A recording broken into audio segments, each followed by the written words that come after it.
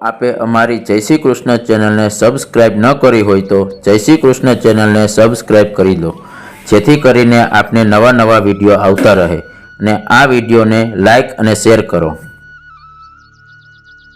રોતા હોય અને હિંમત હારી જતા હોય એ લોકોને સદા બંધન જ જીવવાનું. બીજો જન્મ થવો યા પહેલો જન્મ થયો એ કોઈ દુઃખનું કારણ નથી. ભગવાન બુદ્ધે જે ઉપદેશ આપ્યો એમાં એને દુઃખનું કારણ કહ્યું છે કે જન્મ એ જ દુઃખનું કારણ છે. જન્મ એ દુઃખનું કારણ હોય તો મહાન ભગવદીઓ જે અહીં જન્મે છે, દુઃખનું કારણ જન્મ હોય તો શું કામ જન્મ? દુઃખનું કારણ જન્મ હોય તો ભગવાન કૃષ્ણ શું કામ માનવ અવતાર ધારણ કરે? જન્મનું કારણ દુઃખ હોય તો મહાપ્રભુજી શું કામ ભૂતલ ઉપર પધારે? અને એટલા બધા સારા માણસો કેમ ભૂતલ ઉપર આવે છે? એટલે જન્મનું કારણ દુઃખ એ કોઈ ફિલોસોફી, વૈદિક ફિલોસોફી યા ગીતા માન્ય ફિલોસોફી નથી.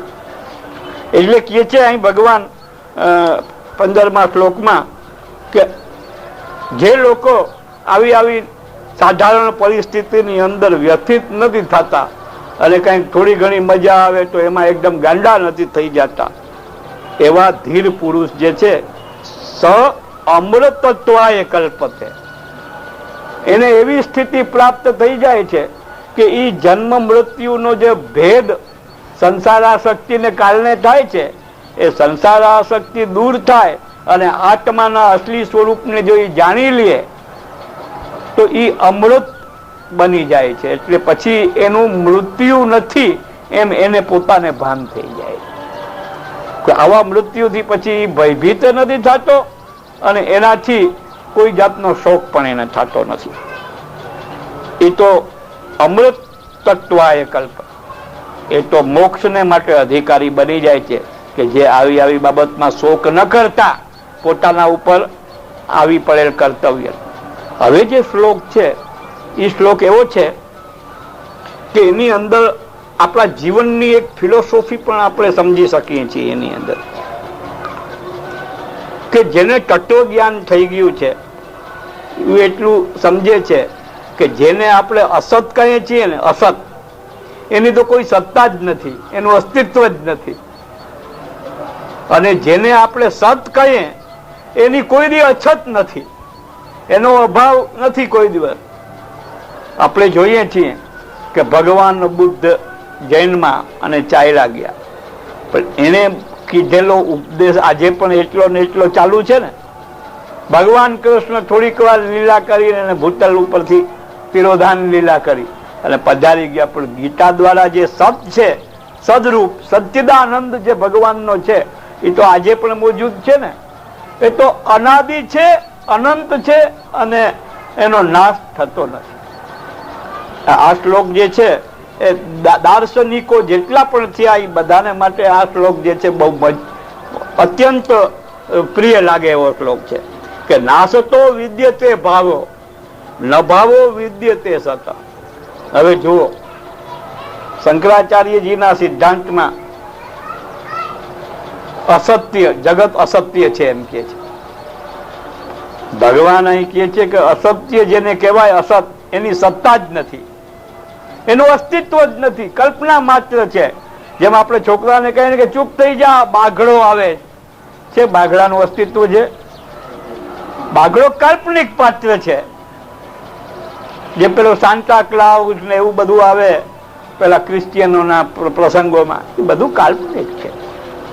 તો જે કલ્પનાથી ઊભું કરેલું છે ને એ અસત છે અને જે હકીકતમાં છે ને એ સત છે. તો જગત તો આપણને દેખાય છે, કલ્પના છે જગત? કોણ કહી શકે કે કલ્પના છે?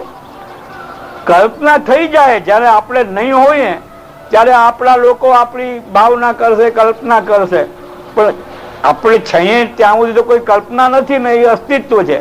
હવે ઘણા કે ભાઈ કેટલાક એવો સિદ્ધાંત માને છે કે આ જીવની ઉત્પત્તિ જે છે આકસ્મિક છે, આકસ્મિક જીવ પેદા થઈ ગયો. તો પછી એમ માનવું પડશે કે પેલા જીવ પેદા થતા એ આકસ્મિક પેદા થતા હતા.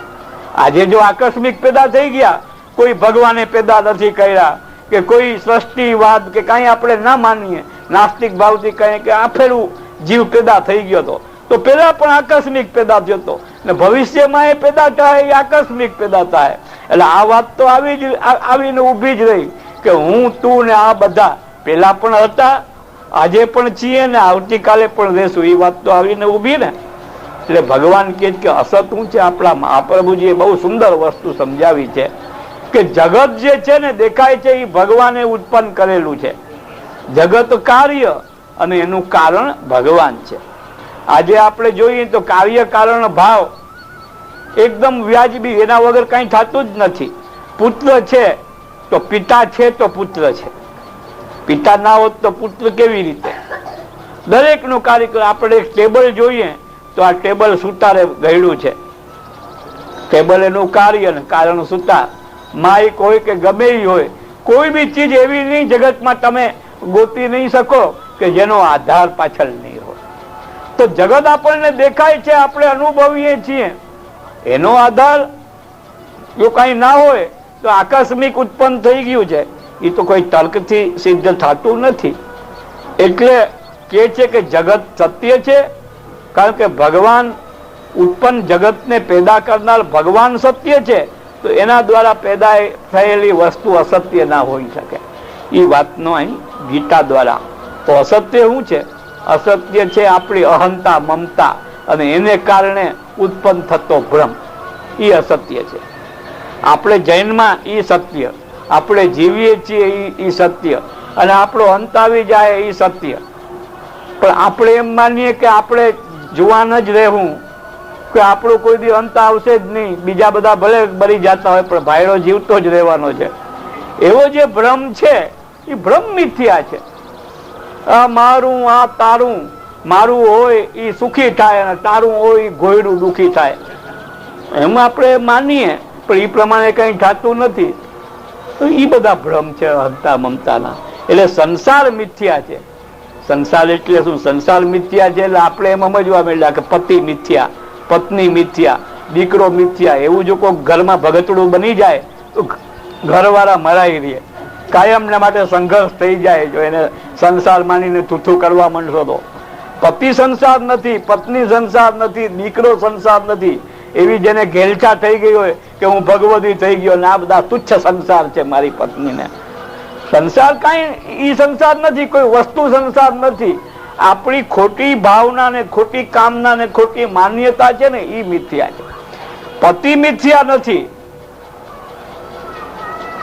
પત્ની મિથ્યા નથી, પણ એની અંદર આપણી એવી આસક્તિ થઈ જાય કે જેથી એ આસક્તિને કારણે એ જે ખોટું કામ કરે એ આપણે ભગવાનનું કામ સમજીએ. તો એ આપણી અહંતા મમતા છે. જેમ પાર્ટી વાળા હોય, એની પાર્ટીનો માણસ કંઈક ખરાબ કરે તો પણ એને ઢાકે, ચાહે ભાજપ હોય કે ગમે એ પાર્ટી હોય.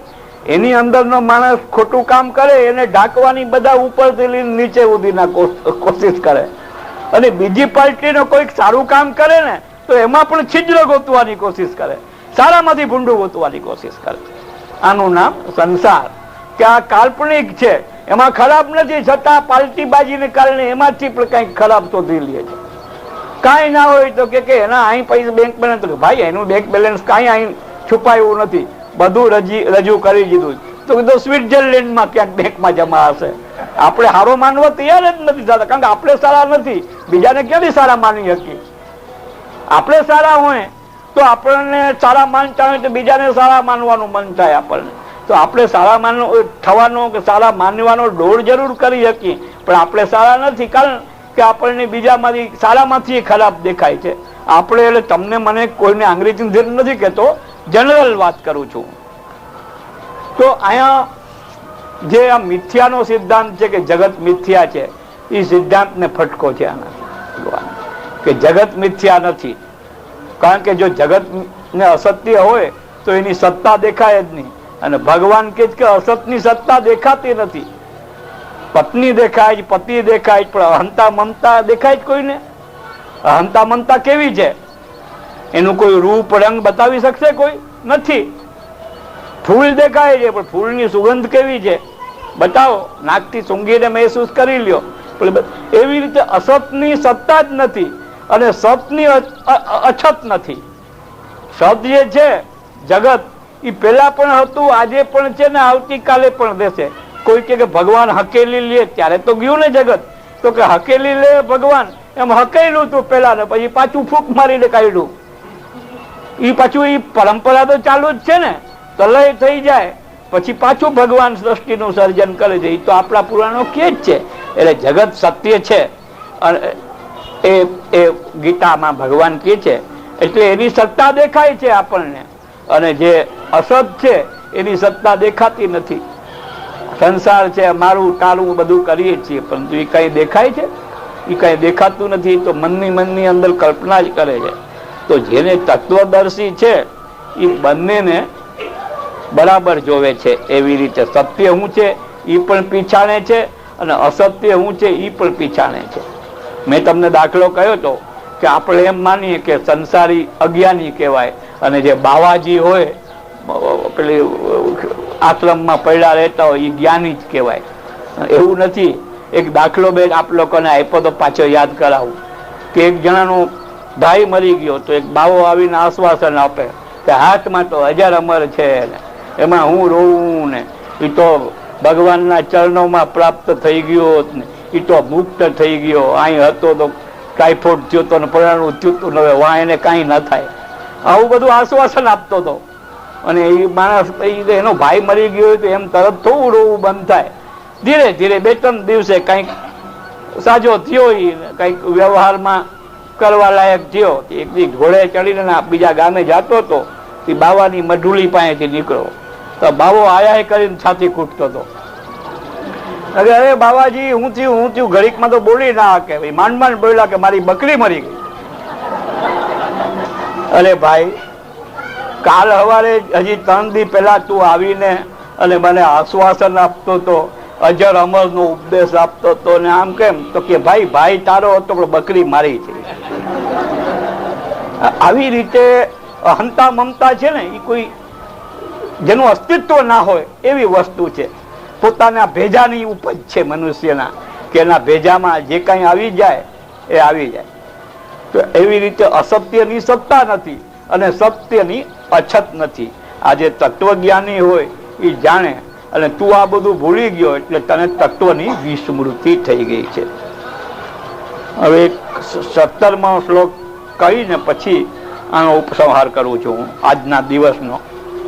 અવિનાશી તું તદ્વિધિ યેન સર્વ મિદમ તતમ, અને વિનાશમ અવ્યયસ્યાસ્ય ન કશ્ચિત કર્તુમર્હતિ. એટલે જેનાથી આ સંપૂર્ણ જગત વ્યાપ્ત અર્થાત પરિપૂર્ણ છે, જેને લીધે નિસ્સંદેહ તેને હું અવિનાશી જાણતું એને, અને આ અવિનાશી નો વિનાશ કરવા માટે કોઈ પણ સમર્થ નથી. હવે આત્માની વાત કહેવા માંડ્યા. કોક કહ્યું કે ભાઈ તમે પુષ્ટિ માર્ગનું વૈષ્ણવને સમજાવો, ભક્તિ માર્ગનું સમજાવો, દૂધઘર કોને કહેવાય, અનસખડી કોને કહેવાય એ સમજાવો. એ મને આત્માની ક્યાં વળી પડ લીધી? તો હું તમને કહું કે બ્રહ્મ સમજ લેવા જાઓ ત્યારે તમે બોલો છો કે નહીં કે આત્મના સહ સમર્પયા? પછી કોઈ દી એનો વિચાર કરવો જરૂરી થયો કે નહીં? મહાપ્રભુજીએ એ શબ્દ એ માટે જ જોડ્યો કે બીજું બધું તો તમને ખબર છે કે આ દેહ, આ પ્રાણ, આ ઇન્દ્રિય, આ પત્ની, આ પુત્ર, આ સગા સંબંધી, આ આલોક, આ પરલોકની જે કઈ કોન્સેપ્ટ તમારા મગજમાં છે એ બધું તો તમે કયો જ, પણ ભેગો એક આત્માને પણ અંદર સંઘરીને બેઠા જ તમે. એના તરફ કોઈ દી દ્રષ્ટિ ગઈ જ, વિચાર કર્યો જ કે શું છે એ આત્માનો વિચાર આપણે કરવા માટે ભગવાન મહાપ્રભુજીનો ઈશારો છે આપણને બ્રહ્મ સંબંધ દ્વારા. અને ઈ આપણને ભગવાન કૃષ્ણ જેની હારે આપણો બ્રહ્મ સંબંધ થયો, જેની આપણે સેવા કરવી છે, જેને આપણે પુત્ર પણ તું ને પતિ પણ તું એવી ભાવથી આપણે જેને સેવવા માંગીએ છીએ, એની સાથેનો સંબંધ પણ આપણા આત્માને ઓળખશું તો એ સંબંધ શું છે એનું ભાન થશે. લૌકિક સંબંધ હતો ને ભાન કરવાને માટે પણ આત્માનું જો ભાન થઈ જાય તો લૌકિક સંબંધની અંદર પણ પરસ્પરના આત્માનો સંબંધ દેખાય છે. આપણને કહે છે ને કે આ દેહ સંબંધી અને આત્મ સંબંધી સગો થતો હોય પરંતુ વાલો ના હોય, અને વાલો હોય સગો ના હોય. આવી બધી પરિસ્થિતિઓ એવું તો કોક જ હોય કે સગો એ હોય એટલે વાલો એ હોય, એવો તો કોઈ કરોડમાં એક નીકળે. બાકી સગા વાલા કહે એ વાત જુદી છે, પણ વાલો હોય સગો ના થતો હોય આપણો, અને સગો થતો હોય પાછો વાલો ના હોય, લોહી પીતો હોય. આવી આવા બધા અનુભવો જીવનના બધા થતા જ હોય. તો એની અંદર આત્માનું જ્ઞાન જો થઈ જાય તો કમસે કમ વાલો કોણ ને સગો કોણ કમસે કમ એટલું ઓળખતા થઈ જાય તો એ ઘણું. તો આ રીતે આત્માના સ્વરૂપનું જ્ઞાન કરાવવા માટે કે એને તું અવિનાશી જાણ કે જેણે આ બધું ધારણ કરી રાખ્યું. આપણી આ બોડી છે, બોડી કોને ધારણ કરી રાખી? આત્માએ. એટલે ઈ જે બોડીનો જે આધાર છે એ અવિનાશી છે. તો આપણે કોણ કહેવાય? જે મુખ્ય આધાર છે એ આપણું સ્વરૂપ છે. એ તો મળતું નથી ને જન્મતું નથી, એવું ને એવું એક રસ આનંદમાં રહે છે. તો એ આત્માનું ભાન જેને થઈ જાય છે ને એવા મહાપુરુષોએ પોતાના મૃત્યુને જોયું છે સગી આંખે. આપણે મૃત્યુને જોઈ શકતા નથી. મૃત્યુનું ટાણું આવે તે આપણે આંખ બંધ થઈ જાય છે, અને આંખ બંધ કર્યા પછી આપણને મૃત્યુનું મંગલમય સ્વરૂપ નથી દેખાતું, પણ હાય હાય કરીને યમરાજ જેવા સિંગડા વાળા એના કોક દૂત આવ્યા હોય ને એવા કદાચ દેખાતા હશે. પણ જેણે આત્મ તત્વ નો આનંદ જેને યત્કિંચિત પણ માની લીધો એને પછી યમરાજના સિંગડા વાળા દૂત નહીં દેખાતા હોય, પણ આત્મા આંખ વીંચા પછી અમૃતમય અને દિવ્ય અને પરમ સૌભાગ્ય વાળું મૃત્યુ દેખાતું હોય. આ વસ્તુ આપણને ગીતા આત્માનું ભાન થઈ જવાથી આપણું બ્રહ્મ સંબંધ ફલિત થઈ શકે છે. આત્માના જ્ઞાનના અભાવમાં જ આપણે બ્રહ્મ સંબંધ થયું, છતાં પણ આપણે એ સંબંધનો જે આનંદ છે એ રસ પ્રાપ્ત નથી કરી શકતા. એનું કારણ આત્મજ્ઞાનની અછત છે. અને એ આત્માનું સ્વરૂપ આપણને સમજાવે છે ભગવાન કે એને જ બધું ધારણ કર્યું આત્માએ, અને એ અવિનાશી છે.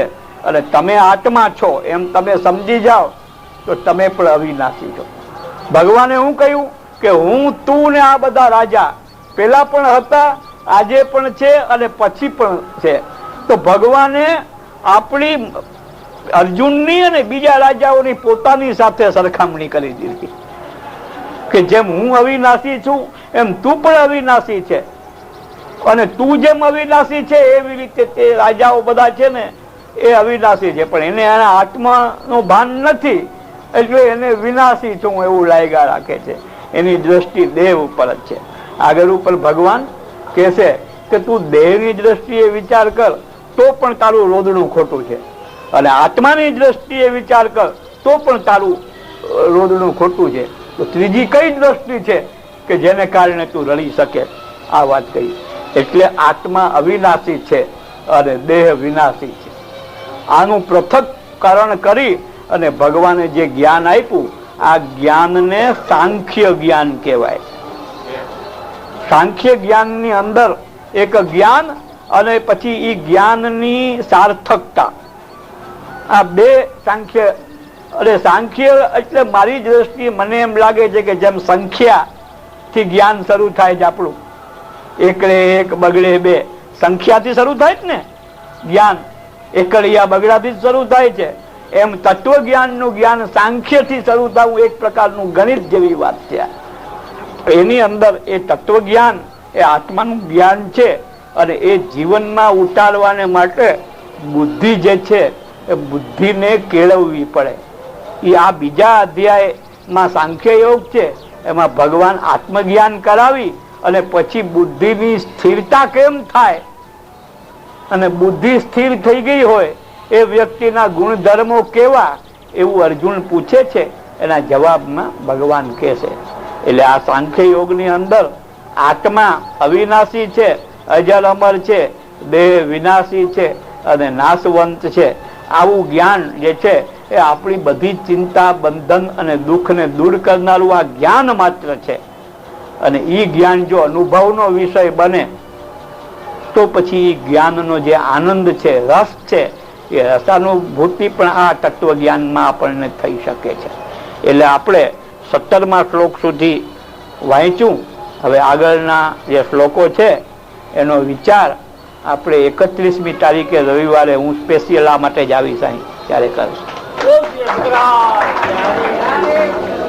મંડલ દેશ દિખાય રસિયા બ્રજ મંડલ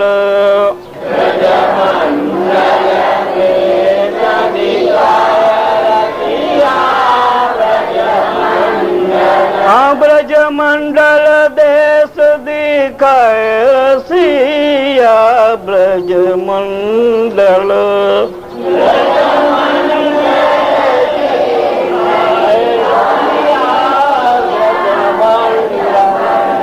तेरे बिरज में मोर बहुत है, तेरे बिरज में मोर बहुत है, कुकट मोर फटे छतिया हो, कुकट मोर फटे छतिया ब्रज मंडल ब्रज मंडल देश दिखाए रसिया ब्रज मंडल तेरे बिरज में गाय बहुत है, तेरे बिरज में गाय बहुत है, पी पी दूध भई पठिया हो, पी पी दूध भई पठिया, पी पी दूध भई पठिया ब्रज मंडल ब्रज मंडल देश दिखाए रसिया ब्रज मंडल तेरे बिरज में जवार बाजरो, तेरे बिरज में जवार बाजरो, हरी हरी मूंग उड़द कचिया हो, हरी हरी मूंग उड़द कचिया, हरी हरी मूंग उड़द कचिया ब्रज मंडल ब्रज मंडल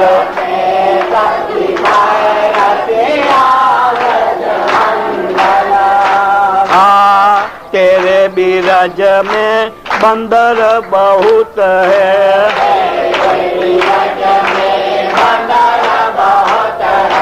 तूने पवन देखे दसिया हो, तूने पवन देख गसिया ब्रज मंडल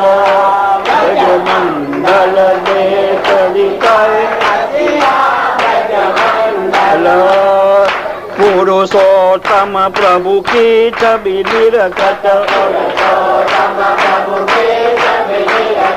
तेरे चरण मेरो मन बसिया हो, हाँ तेरे चरण मेरो मन बसिया ब्रज मंडल देख दिखाई रसिया ब्रज मंडल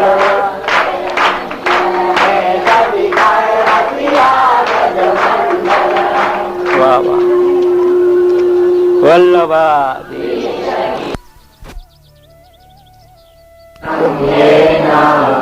तस्मै श्री गुरवे नमः नमामि हृदये लीलाधिशायिनं लक्ष्मी सहस्रलीलाभि सेव्यमानं कलाभिधिं चतुर्विंश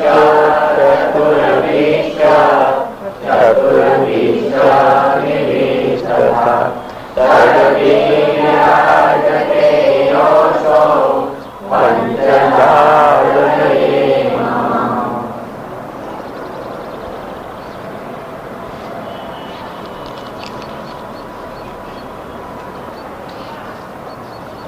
આપણો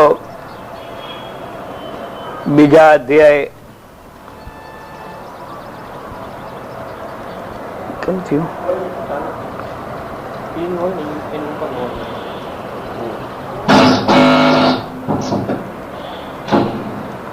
હેલો,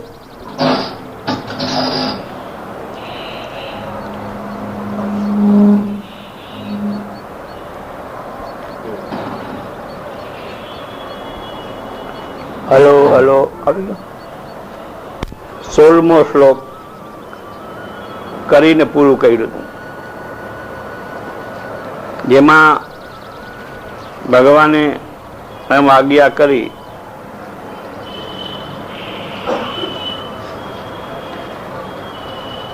કે તત્વ દર્શન કરનારાઓ જે છે એ સારી રીતે જાણે છે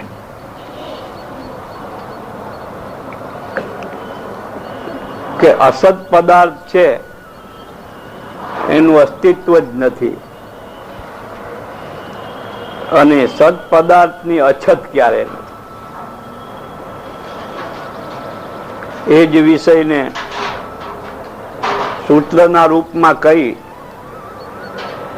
અને આગળ કહે છે કે અવિનાશી તુ યદ્વિધિ યેન સર્વમિદમ તતમ વિનાશમવ્યયસ્યાસ્ય ન કશ્ચિત કર્તુમર્હતિ.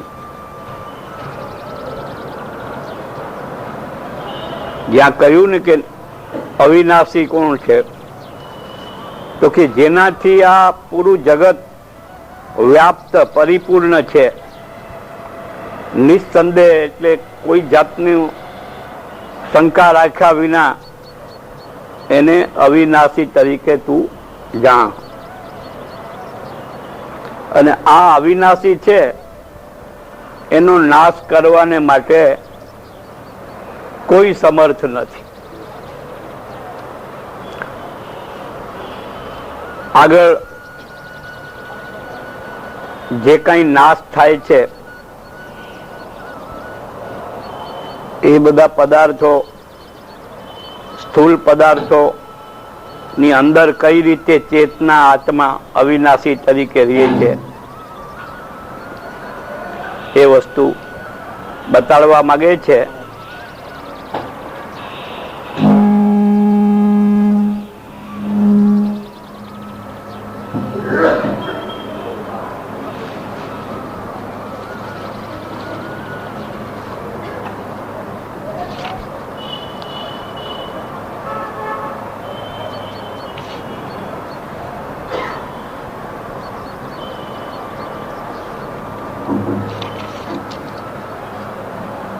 આ જીવાત્મા જે છે એ જે દેહની અંદર રહે છે એટલે દેહની અંદર ગતિ આવે છે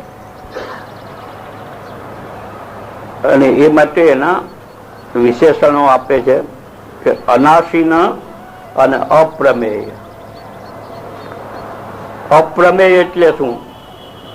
પ્રમેય એટલે પ્રમાણથી જે સિદ્ધ થાય જે તત્વ, એ તત્વને પ્રમેય કહે.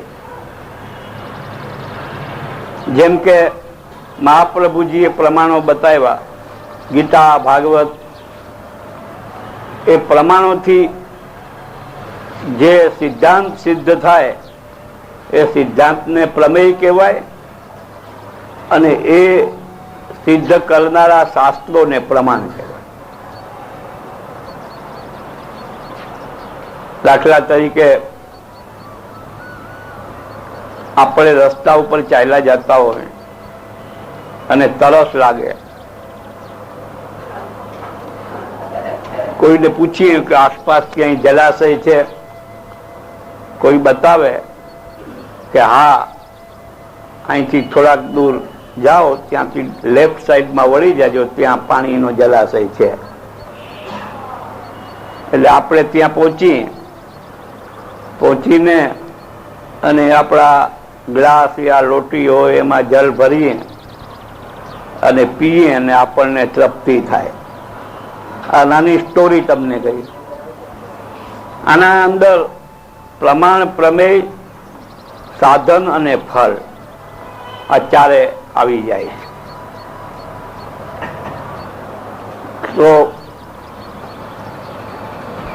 પાણી ક્યાં છે એ આપણે જાણ્યું, એ માહિતી જે આપણને મળી એ પ્રમાણ. અને કોની માહિતી મળી? જલાશયની. જલાશય પ્રમેય. અને આપણે જઈ અને આપણા વાસણથી જળ ભર્યું અને પીધું, એ સાધન. અને એનાથી તૃપ્તિનો અનુભવ થયો, ઠંડક થઈ અંદર, એ ફળ. તો કે છે કે આત્મા અપ્રમેય છે. અપ્રમેય એટલે પ્રમાણથી કોઈ કે આત્મા આવો છે તેવો છે, તો કોઈ કે બતાવો, તમે કયો છે એવો આત્મા ક્યાં છે બતાવો. તો પ્રમાણથી સિદ્ધ નથી થતો, પરંતુ અનુભવ એને ફીલ કરી શકાય છે, એને અનુભવ કરી શકાય છે. એટલે અપ્રમેય એમ કહ્યો. અર્જુનને કહે છે કે આત્માની દ્રષ્ટિએ વિચાર કરતા તો તું જે પાપ લાગવાનું કે છે, આત્માની દ્રષ્ટિએ વિચાર કર તો આત્માને તો કોઈ મારી શકતું નથી. આત્મા મરી શકતો નથી અને આત્માને કોઈ મારી શકતું નથી. એ તો અવ્યય છે.